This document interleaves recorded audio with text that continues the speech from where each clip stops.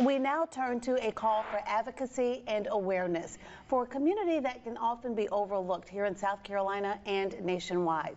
One team realized just how many gaps there are in services here in the Midlands, especially for those who are on the spectrum of autism. Yeah, now the team over at the Unumb Center for Neurodevelopment is working to help those with autism reach their full potential by providing the proper services and collaborative solutions. We are delighted to have them in our studio tonight to share more about the group's mission.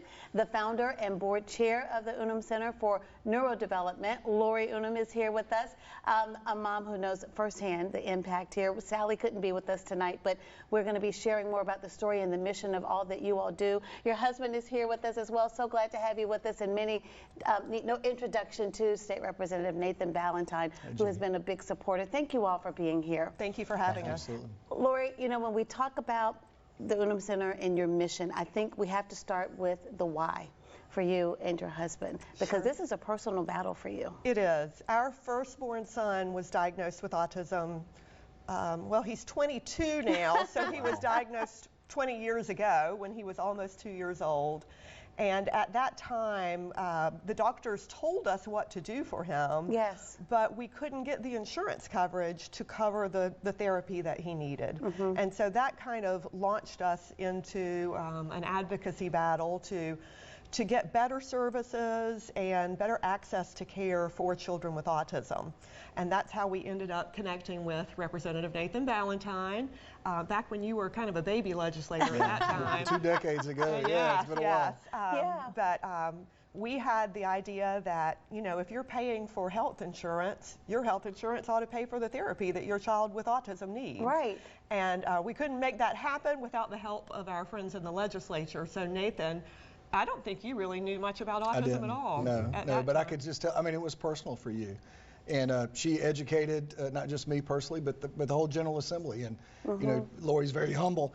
Were it not for her and Dan and several others, I mean, the rest of the country would not have experienced what South Carolina did. We were the second state in the country to offer that insurance coverage. Yeah, we were the second, but we were kind of the catalyst. The other one was a little bit of an outlier, but Nathan said, you know, I don't really have any experience with autism, but this seems like a good idea to me, so I'll introduce a bill in the legislature, and then just championed it for us for a few years that it took to get it passed. Absolutely. And so then children with autism in South Carolina had access to this therapy through their insurance companies, and then we took it on the road and took it all over the country. Wow. What sort of changes have you seen as a result of this? What sort of difference does it make? I can imagine it's pretty substantial. Oh, for sure. I mean, you can take it if you want, but so many children who haven't had access to care before now do. Right. So right now, we now have all 50 states have some form of coverage mandated for kids with autism, basically what their doctor has prescribed. These are all evidence-based doctor-prescribed treatments. We also have, all 50 states now have Medicaid coverage for all kids on Medicaid. That's huge. TRICARE, the military, has coverage.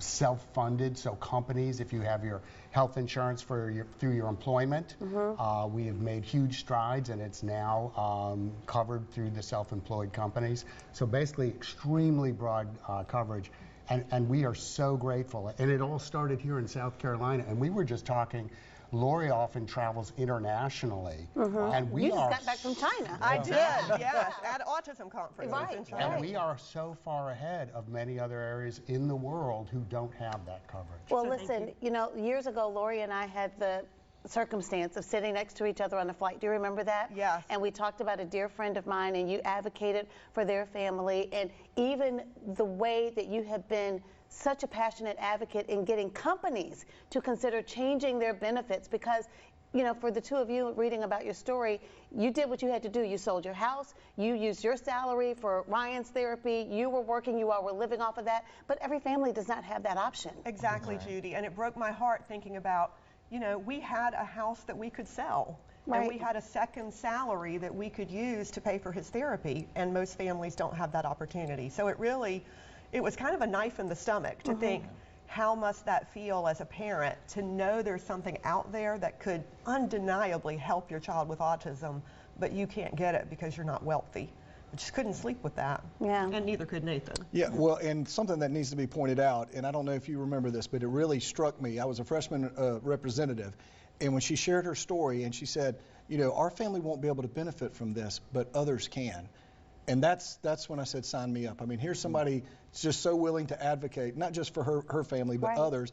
And she wasn't able to benefit from it, but she knew that others could. And then now you look today, she's traveling to China, all 50 states across the country, thanks to her and Dan and Ryan. Let's not forget Ryan. Ryan's Law. You listen, and it's not often that you talk about legislation and it gives me goosebumps, but it does, because that's what it's really about, right? Not just what benefits you personally, but what's for the welfare of our community, and for you and other lawmakers to be able to step up. Again, no personal experience, but for us to care about things even if they don't directly impact us. And they're not finished, by the way. Not by a long shot. You know, they're now working, and this is stuff I'm just learning about recently, is, you know, when children with autism, that's what we're talking about right now, but then there are adults, and they're often left behind. Well, not with Lorri and Dan, and they're working, and there'll be a facility not too long from now here in the Midlands, and there'll be others throughout the state where we can take care of those that need the help and need the support. And it's the families as well. That is fantastic. No doubt. And certainly still more work to be done, you know, especially with the understanding of autism and, of course, the prevalence of it. But you guys are on the cutting edge. We certainly appreciate it with all that you're doing. Want to give some of the information where people are able to look you up. How do people get a hold of you? Well, there's the information right there. So the nonprofit that we founded is called the Unumb Center for Neurodevelopment, and you can find it at unumbcenter.org. And the new adult residential campus that Representative Ballentine mentioned is going to be called Unumb Place. I love it. We're going to take a short break. When we come back, we want to talk more about the resources that are available, because that's the other thing I want to make sure we share tonight, and how people can support this effort, because everybody can be a part of making sure that South Carolina stays on the forefront of this fight. Much more about the Unumb Center when we come back on WIS Primetime.